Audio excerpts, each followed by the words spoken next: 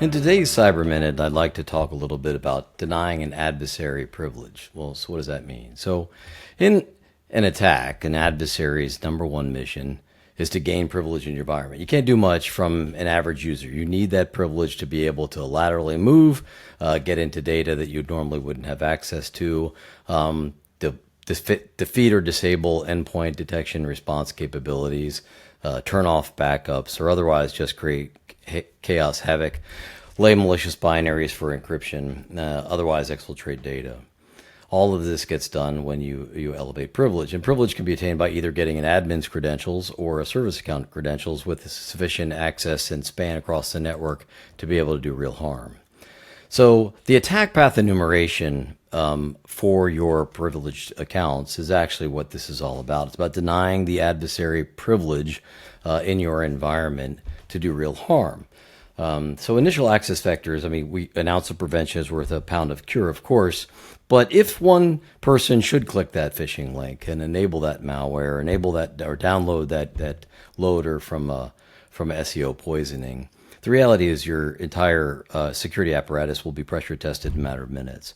So this really is about denying the adversary privilege. And so I think that two things really revolve around this. Number one, you really do need to implement a tiered security model for your Active Directory, that whether that be on-prem or even in the Entra ID, understanding that you really should have a minimum of 3 layers of privilege, and that the accounts and roles associated with those layers are unique to the tier to which they belong. So, for example, domain controllers belong in tier 0, and nothing should be in that tier besides your domain controllers, and no one should touch that unless doing actual activity on the domain controllers. Tier 0 should be self-contained and either accessed through privileged access workstation or privileged gateway, but it should only be a very limited actions, very limited entry, highly audited, highly monitored, and oh, by the way, very, very limited for those folks that actually have that criteria. And oh, by the way, have a break glass account so that you can get back in case the adversary should be able to thwart all the above. Tier 1 then becomes your enterprise servers, those which provide services across your infrastructure. It's the server infrastructure. You should never be using the same credentials as an admin from the domain controllers in the enterprise server environment. They should be entirely separate accounts, separate roles, separation completely. And then again, your tier 2 should be how you administer endpoint, your help desk administration, and those should be separate and distinct, and the privileges should not be shared.